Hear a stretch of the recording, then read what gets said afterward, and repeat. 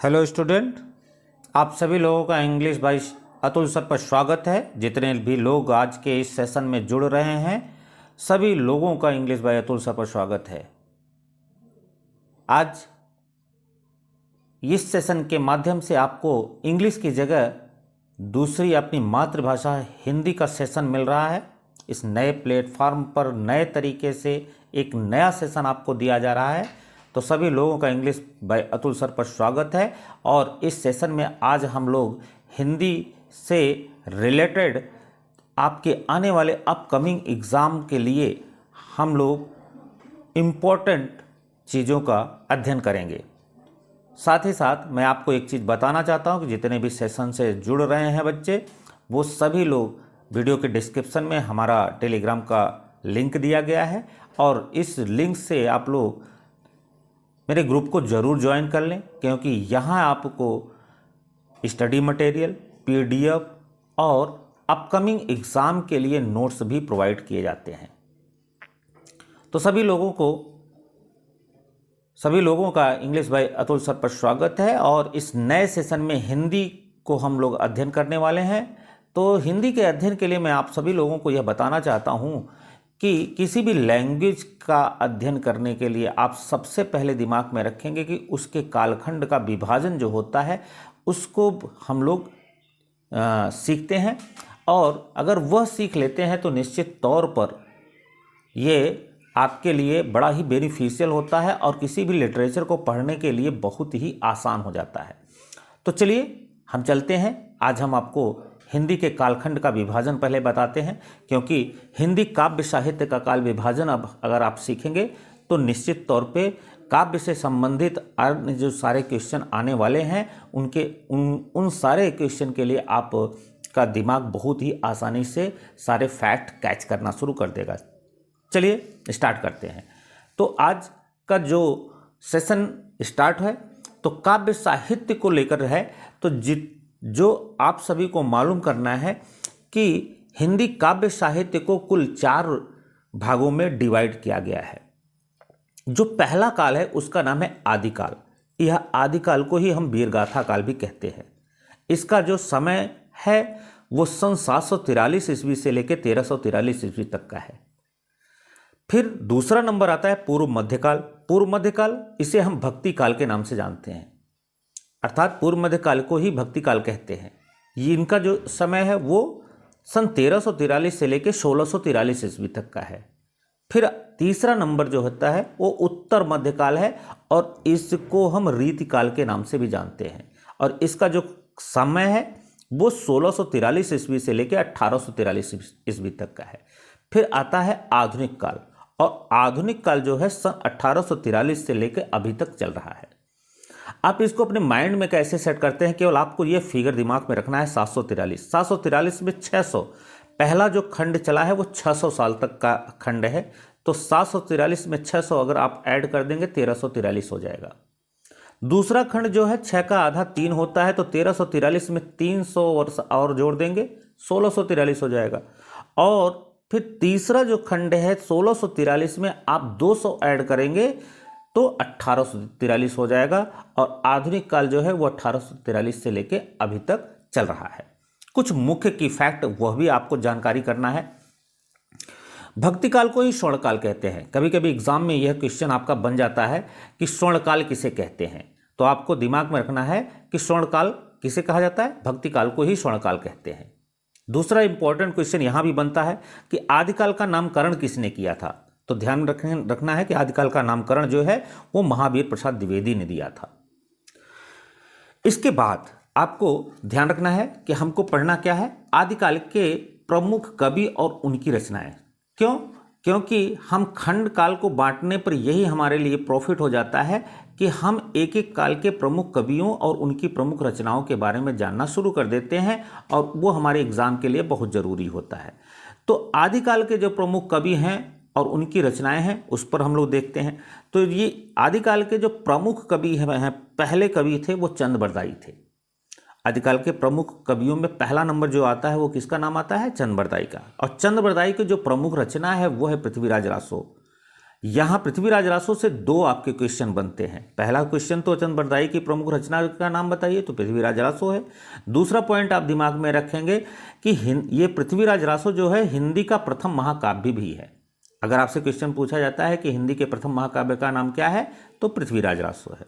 दूसरा एक चीज और ध्यान में रखेंगे, पृथ्वीराज जो है वो पृथ्वीराज चौहान के शासन में उनके राजा होने पर उनके प्रशंसा में यह रचना की गई थी।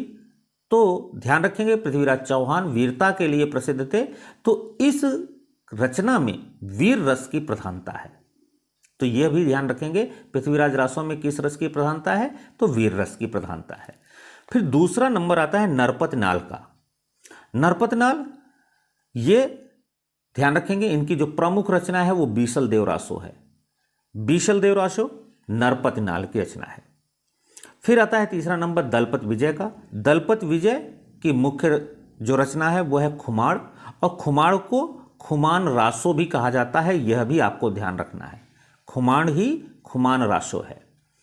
आदिकाल के बाद भक्ति काल के प्रमुख कवि और उनकी रचनाएं, यह भी आपको ध्यान रखना है। तो भक्ति काल के अंतर्गत में जो प्रमुख कवि हैं उनमें पहला नंबर आता है कबीरदास का, और कबीरदास निर्गुण ब्रह्म उपासक थे, यह आपको दिमाग में रखना है।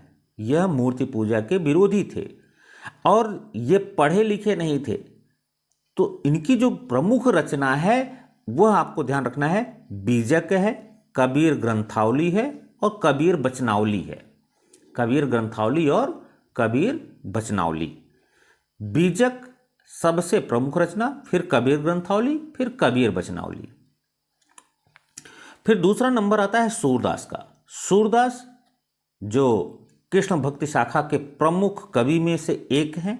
तो सूरदास की जो प्रमुख रचना है वो है सूर सागर, साहित्य लहरी, गोवर्धन लीला, सूर पचीसी और सूर सारावली। सूर सागर, साहित्य लहरी, गोवर्धन लीला, सूर पचीसी, सूर सारावली, यह सूरदास की प्रमुख रचनाएं हैं। एग्जाम में सीधे किताब के नाम या रचनाओं के नाम पूछते हैं और उसके लेखक, और लेखक का नाम देखें कि सूरदास की प्रमुख रचना कौन सी है, तो आपको ये दिमाग में रखना है। फिर तीसरा नाम आता है तुलसीदास का। तुलसीदास राम भक्ति शाखा के प्रमुख कवि हैं, भक्ति काल से संबंधित हैं। तो इनकी जो प्रमुख रचना है वो आपको ध्यान रखना है, श्री रामचरितमानस, विनय पत्रिका, गीतावली, दोहावली, जानकी मंगल, पार्वती मंगल। तो तुलसीदास की प्रमुख रचना श्री रामचरितमानस, विनय पत्रिका, गीतावली, दोहावली, जानकी मंगल और पार्वती मंगल। अगर इतना आप दिमाग में रखेंगे तो इतने से ही आपके क्वेश्चन बन जाते हैं।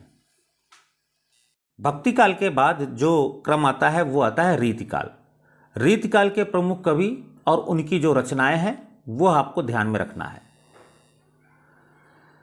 इसके जो प्रमुख कवि हैं, आचार्य केशव प्रसाद सबसे प्रमुख कवि, बहुत ही इंपॉर्टेंट, और इनको आपको ध्यान रखना है। इनकी जो रचनाएं हैं उसमें रसिक प्रिया, कवि प्रिया और नक्सिक, कवि प्रिया और नक्सिक, ये केशव प्रसाद की प्रमुख रचनाएं हैं। एक और प्रमुख रचना है वह आप ध्यान रखेंगे, ये रामचंद्रिका जो है वो केशव दास की ही प्रमुख रचना है। तो रामचंद्रिका को भी आप दिमाग में रखेंगे कि रामचंद्रिका जो है वह आचार्य केशव प्रसाद की ही, केशव दास की ही प्रमुख रचना है। तो केशव दास के लिए रसिक प्रिया, कवि प्रिया, नक्सिक और रामचंद्रिका, यह आप इतना अपने दिमाग में रखेंगे। तो रीतकाल के दूसरे नंबर पे जिनका नाम आता है वो है बिहारी, बहुत ही इम्पॉर्टेंट है बिहारी। तो बिहारी के लिए बिहारी सतसई आप दिमाग में रखेंगे। इनकी जो सबसे प्रमुख रचना है वो बिहारी सतसई है। फिर तीसरा नंबर आता है भूषण का। भूषण जो है वह अपनी रचना शिवराज भूषण, शिवा बावनी और छत्रसाल दशक, यह तीन प्रमुख इनकी रचनाएं हैं और यह इनके लिए प्रसिद्ध हैं। आपको इसके कुछ की फैक्ट भी हैं, वो भी आपको ध्यान रखना है। जैसा कि रामचंद्रिका के बारे में मैंने बताया कि रामचंद्रिका केशव दास की बहुत ही प्रमुख रचना है, तो यह भी आप दिमाग में रखेंगे।